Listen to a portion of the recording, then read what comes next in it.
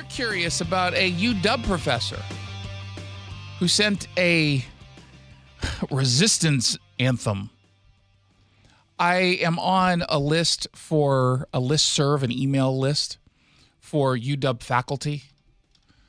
I got on it because I was curious to find out how radical the faculty are. They're, oh my gosh. I'm not even sure. Do I want to know? Believe me, I could do a story a day on the stupid emails that they send back and forth. It's truly frightening when you think about it. It might be like a fun series. I don't know if that's the right word. But there's a guy who's a retired professor, but he's listed as a professor, what is it, emeritus? Emeritus, yeah. Which just basically means we're going to continue to call you a professor. You can put it on your business cards for cocktail parties, but that's about it. I mean, we'll give you your email address at uw.edu, I guess. Or we just leave us alone. Stop bothering us. They want the social currency. Yeah. His name is Michael Perlman. He's with their statistics or computer science and stats department. And he sent this about, I want to say, an hour maybe after the inauguration speech began, give or take. And it's called A Resistance Anthem for the Trump Inauguration. And it essentially rewrites America by Samuel Francis Smith. And it's bad. But it's also just sad. I feel sad for the guy. Because he's just alone all day. And he probably spent like a month on this. And oddly enough, my response to my poem took me maybe 12 minutes. Because I'm better at this than he is. This is it. My country, 'tis of thee, land of lost liberty. See what he did there? He added a lost. Of thee I sing. Virtue and honor died. Gone is the pilgrim's pride.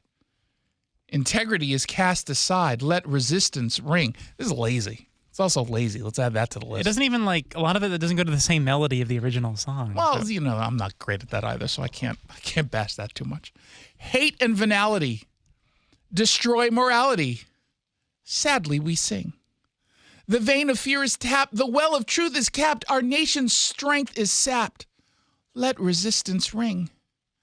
They mock the handicapped. Let resistance ring. I feel like that was an error. They should have only had one let resistance ring. I think they added it by accident. Noble and faithful ones, our march has just begun. Proudly we sing, deplore indecency, abhor dishonesty. That doesn't rhyme. Restore democracy. Let resistance ring. With hands and hearts untied, let resistance ring from every mountainside. Let resistance ring. Okay. Now, I have more respect for America, so when I wrote my poem, I just did it in my normal verse. The one I learned when I was in grade school and was the only one I could do. It's not iambic pentameter, and it's not lazy like a haiku, which is just a poem that doesn't make any sense, and you can just blame the fact that you can only have so many syllables on the fact that it doesn't make any sense. Here was my poem. My poem is called A Resistance to the Resistance Anthem for the Trump Inauguration. In ivory towers, Professor Perlman writes, a resistance anthem filled with spite. Unhinged verses, dripping disdain, but his pathetic efforts are all in vain. Under Donald Trump, our nation will thrive. Economy will soar. Hope will be revived. While radicals rant, their influence wanes as American greatness firmly remains. Professor Perlman, with mind deranged by Trump's success, is deeply pained. His anthem reeks of TDS, a tantrum dressed as insufferable self-righteousness. Come on, that's way better than his. Oh, the way better. And me, it took me like 12, 15 minutes to write this. I used a rhyming dictionary for some of the words, but that's not really cheating, is it? No. It's like using a dictionary to spell things correctly, or a thesaurus. I use a rhyming dictionary. I have the general sense. I couldn't figure out how to fit self-righteousness into it. So it's like, oh, that one actually came out on my own. TDS, S. What's S? Righteousness? That kind of works. I thought Yeah, it was good. I didn't seem all that enthusiastic. Well, I'm not No, generally. that sounded like you were settling, if I'm being honest. Well, I'm just not that effusive of a person, but Okay, that's true.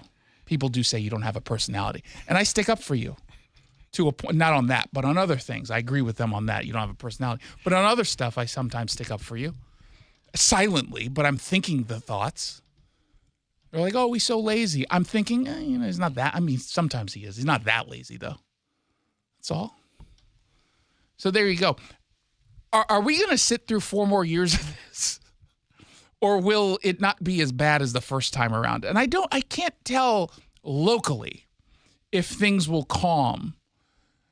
Like today, if today was the best that they could do with their little rally, then we're fine, right? We're golden. The resistance is not what it once was. But if it reverts back to the violence and the insufferable over-the-top reporting, I don't know if I can take it. I don't know if I can do it again. And the one thing I was thinking, Donald Trump is going after DE&I because nationally I think everyone's kind of over it. You know what the first thought that came to my head was? What's going to happen to the Facing Race team over at King 5? their careers are over.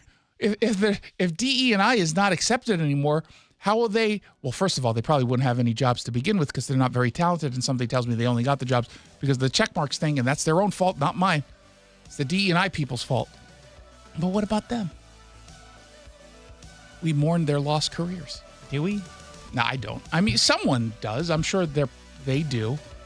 Or maybe they're like, finally, I can finally escape this madness. I'm not even all that interested in Native American art. Stop getting me to do a random story every week about Native American art, please. If you notice, every single week they've got a Native American art story. I don't think anyone watches it or clicks it.